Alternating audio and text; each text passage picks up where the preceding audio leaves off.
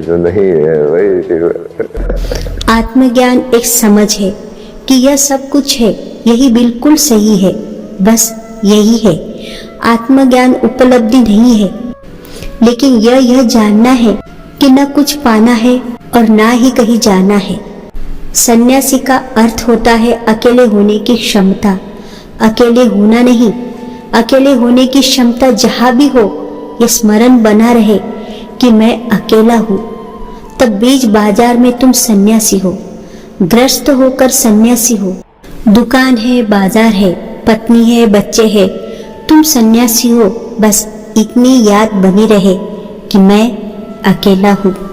कल मरते आज मर जाओ, संसार को कोई फर्क नहीं पड़ता, कुछ अंतर नहीं पड़ता। कितने लोग आए और कितने लोग चले गए, संसार तो अपनी जगह कायम है। हटाओ इस व्यर्थ की झंझट को, संसार तुम्हें नहीं पकड़ता, तुम संसार को पकड़े हुए हो। हटाओ इस कूड़े कचरे को अपने मन से, अपने आप में मस्त रहो। यह कोई किसी का नहीं है, सब भीड़ है स्वार्थी की। भीड़ का क्या भरोसा, कल तुम्हारे साथ थी, आज हमारे साथ है, परसों किसी और के साथ होगी। बस तुम जाग जाओ, जागना तुम्हें है। मैंने खूब पढ़ाई की, खूब काम किया, कई जगह पर घूमा। मैंने फैशन फिल्म में काम किया, मैंने एनिमेशन फिल्मों में काम किया। बड़े लोगों को दूर से देखकर लगता था कि ये लोग कितने खुश हैं, लेकिन जब उनकी तरह जिंदगी जीनी शुरू की तो पता चला कि यह लोग तो सिर्फ ऊपरी दिखावे की नौटंकी कर रहे हैं, असल में यह लोग कुछ नहीं है। इस तरह मैं वैरागी हो गया और कनाडा से भारत लौट आया और केरल, उज्जैन, कुंभ, हरिद्वार की यात्राएं की और अब महाकुंभ में डुबकी लगा रहा हूँ। और सबसे एक निवेदन है कि प्लीज मेरे IIT बाबा का टैग मत लगाइए। मैं उस माया को छोड़कर आया, आप बार बार उसी को मत दोहराइए। ना मैं संत हूँ, ना मैं सन्यासी हूँ। मैं कुछ खोजने के लिए एक रास्ते पर निकला हूँ और उसमें बहुत खुश हूँ। मैं गर्लफ्रेंड के साथ 4 साल रहा। मैं माँ बाप के झगड़े को देखकर शादी करना ही नहीं चाहता था। मैंने सोचा कि शादी के बाद ऐसे झगड़े होंगे तो इससे बढ़िया अकेले रहो और खुश रहो। कभी खुद से भी मिलो, कभी खुद ही खुद से बात करो। जिसको ढूंढ रहे हो मंदिर मस्जिद में, कभी अपने ही भीतर उसे तलाश करो। सारी शिक्षा व्यर्थ है, सारे उपदेश व्यर्थ है, अगर वे तुम्हें अपने भीतर डूबने की कला नहीं सिखाते। जो मुझको पूछते हैं मन को कैसे शांत करें, उसको मैं कहता हूँ मन की फिक्र मत करो, मन को कुछ मत करो, तुम विवेक को जगाओ, तुम होश से भर जाओ। मन के साथ संघर्ष मत करो, क्योंकि संघर्ष करने वाला मन ही होगा जो शांत होने के लिए कह रहा है।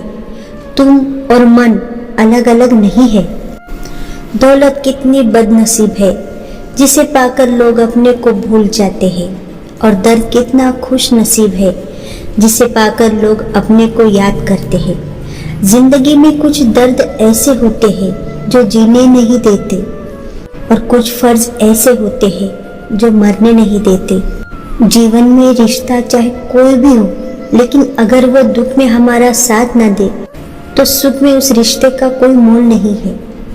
मनुष्य कितना भी गोरा क्यों न हो, लेकिन उसकी परछाई सदैव काली ही होती है। मैं श्रेष्ठ हूँ, यह एक आत्मविश्वास है, लेकिन सिर्फ मैं ही श्रेष्ठ हूँ यह अहंकार है। मुझे ईश्वर से मिलने के लिए 14 साल का इंतजार करना पड़ा। परेशानी कम नहीं हो रही है तो दुखी मत होना, भरोसा रखो ईश्वर पर। मुझे भी 14 वर्ष इंतजार करना पड़ा था वक्त बदलने में। ईश्वर टूटी हुई चीज़ों का इस्तेमाल बड़ी खूबसूरती से करता है। बादल के टूटने पर पानी बरसता है, मिट्टी के टूटने पर खेत बनता है, और बीज के टूटने पर नए पौधों की संचरना होती है। इसलिए आप जब खुद को टूटा हुआ महसूस करो तो समझ जाइए ईश्वर आपका इस्तेमाल किसी बड़ी उपयोगिता के लिए करना चाहता है। ध्यान से ज्ञान प्राप्त होता है, ध्यान की कमी अज्ञानता लाती है।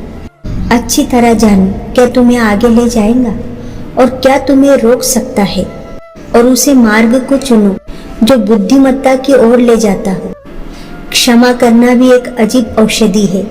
देते हम किसी और को है, लेकिन घाव हमारे हृदय के भर जाते हैं। अमीर के पास बैठने से दौलत नहीं मिलती, मगर गरीब के पास बैठने से दुआ जरूर मिलती है। जो तारीफ करे वह भी ठीक, जो गाली दे रहा है वह भी ठीक, क्योंकि मुझे न सम्मान का मोह है और न अपमान का डर। जब आप स्वयं बने रहने में संतुष्ट रहते हैं और किसी से तुलना या प्रतिस्पर्धा नहीं करते हैं, तो हर कोई आपका सम्मान करेगा। जो बदला जा सकता है उसे बदलो, जो बदला ना जा सके उसे स्वीकार करो, जो स्वीकारा ना जा सके उससे दूर हो जाओ, लेकिन खुद को हमेशा हर हाल में खुश रखो। प्रेम में पुरुष कभी पुरुष हुआ ही नहीं, वो स्त्री की छाती से चिपककर एक छोटा सा बच्चा बन जाता है और प्रेम में पड़ी स्त्री माँ के समान हो जाती है। वो चौकन्नी रहने लगती है ताकि किसी भी तरह की परेशानी उससे होकर गुजरे और उसके प्रेम को कोई क्षति न पहुंचे। जहाँ मन खो जाता है वहाँ आकाश के रहस्य प्रकट होने शुरू हो जाते हैं। जहाँ तक मन है वहाँ तक हम अपनी सूझबूझ से चलते हैं, और जहाँ मन नहीं है तब हम परमात्मा की सूझबूझ हम में प्रकट होनी शुरू हो जाती है। बहुत मुश्किल है जब तुम्हारी निंदा में कोई सत्य कहे तो तुम समझ पाओ कि सत्य है। निंदा का सत्य भी झूठ मालूम पड़ता है और प्रशंसा का झूठ भी सत्य मालूम पड़ता है। यही अहंकार की गति है। नफरत का खुद का कोई अस्तित्व नहीं होता, वह केवल प्रेम की गैर हाजिरी का परिणाम है। लोग प्रेम से डरते हैं क्योंकि इसमें उन्हें अपनी पहचान और अहंकार छोड़ना पड़ता है। प्रेम एक मृत्यु है अहंकार की, और यह वही मृत्यु है जो जीवन का द्वार खोलती है। नफरत से नफरत कभी खत्म नहीं हो सकती। नफरत को केवल प्यार द्वारा ही खत्म किया जा सकता है। झुकने से रिश्ता गहरा हो तो झुक जाओ, पर हर बार आपको ही झुकना पड़े तो रुक जाओ। त्याग का अर्थ छोड़ना नहीं है, त्याग का अर्थ जाकर देखना है कि मेरा कुछ है ही नहीं। कोई आपको नफरत के बारे में पढ़ाता नहीं है, इसलिए नफरत एकदम शुद्ध बिना मिलावट के रह गई है। जब कोई आपसे नफरत करता है, आप भरोसा कर सकते हैं कि वह आपसे नफरत करता है।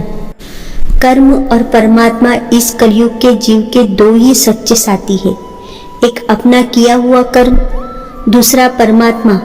बाकी सारी दुनिया मतलबी है। कौन अपना है कौन पराया, बुरे वक्त ने सब बदलाया। इस संसार में किसी के होने या ना होने का कोई फर्क नहीं पड़ता। संसार से भागकर कोई सन्यासी नहीं होता, संसार में जागकर सन्यासी होता है। और जागना हो तो यही जाग जाओ, कहीं भी भागो इससे कोई अंतर नहीं पड़ता। जागने के लिए कोई खास जगह नहीं है, कहीं भी जागा जा सकता है। सपने मिटाने के लिए खास सपने देखने की जरूरत नहीं है, किसी भी सपने में जागा जा सकता है। सुनने की कला, सुनना एक बहुत बड़ी कला है। इतनी बड़ी है कि महापुरुषों ने कहा है, अगर कोई ठीक से सुन ले तो मुक्ति हो जाती है। महावीर ने कहा है कि तुम श्रावक अगर ठीक से हो जाओ, श्रावक यानी सुनने वाला, श्रवण करने में कुशल हो तो तुम मुक्त हो गए और कुछ करने की जरूरत नहीं है। साधुता क्या होती है? लोग कहते हैं मैं पढ़ा लिखा साधु बन गया, पर साधुता ना पढ़ा लिखा देखती है और ना ही अनपढ़। साधुता जीवन में उतरती है। साधुता उतरने का मतलब शांति में पहुंचाना, ध्यान में पहुंचना, बुद्ध होने की यात्रा में पहुंचना, जगत से अपने आप को अलग करना, जगत में रहकर। सारा ज्ञान व्यर्थ है, सारी शिक्षा व्यर्थ है, सारे उपदेश व्यर्थ है अगर वे तुम्हें अपने भीतर डूबने की कला नहीं सिखाते हैं। तो कोई मतलब नहीं है इन सब का। लोग क्या कहेंगे? जिंदगी में आप जो करना चाहते हैं वह जरूर कीजिए। यह मत सोचिए कि लोग क्या कहेंगे, क्योंकि लोग तो तब भी कुछ कहते हैं जब आप कुछ नहीं करते।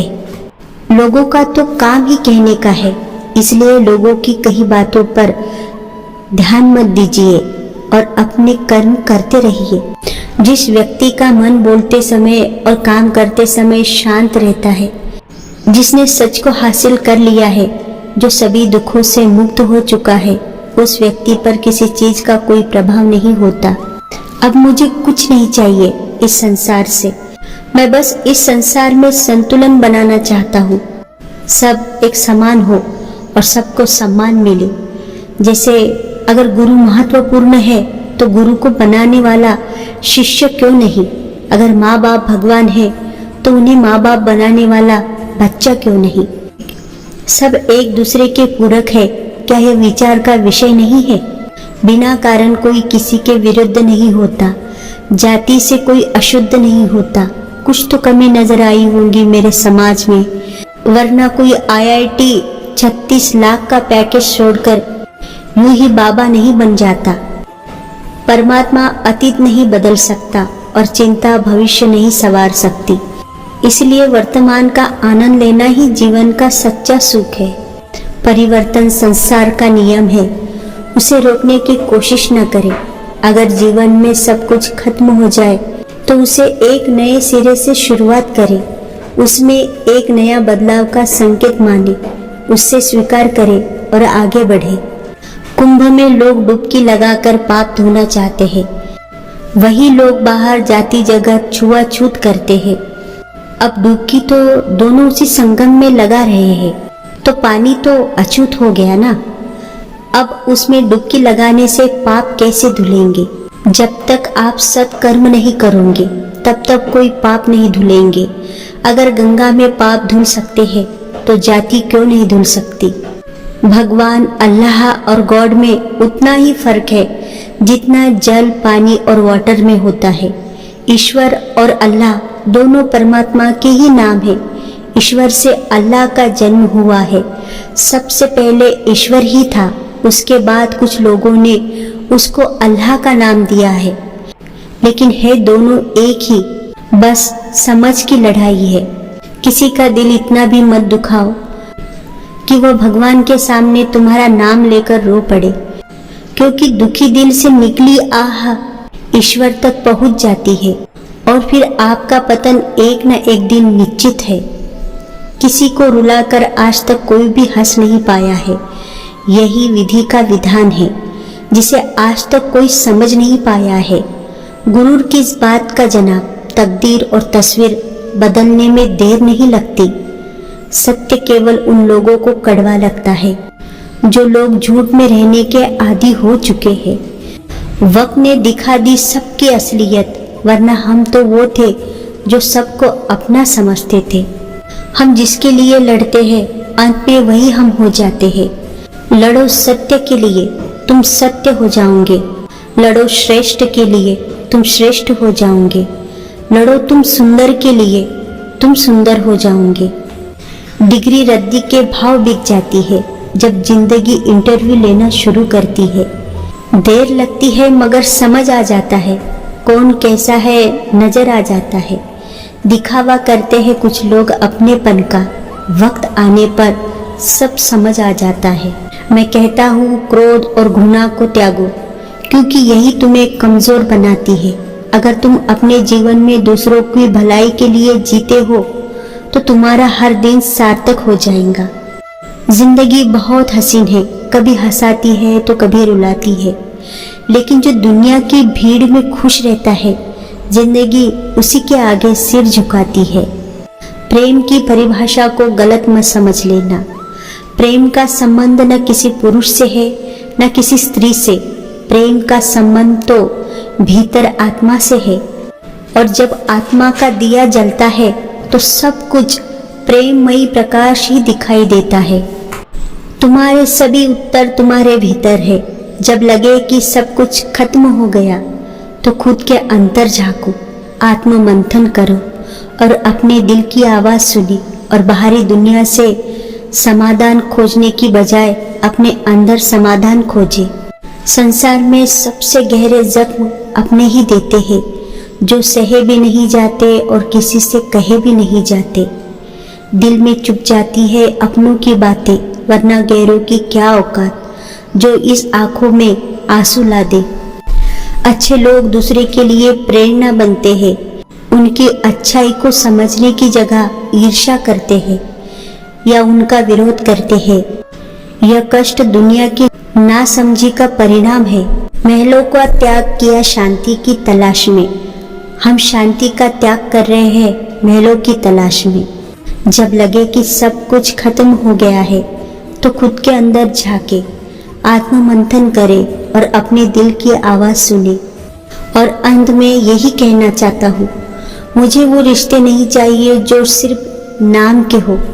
दिल से अपना मानने वाले कम भी हो तो काफी है मेरे लिए। मुझे हजारों की भीड़ का काफिला नहीं चाहिए।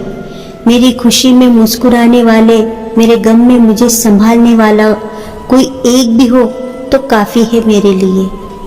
तो प्रेम से बोले, हर हर महादेव, हर हर महादेव, जय महाकाल, जय महाकाल।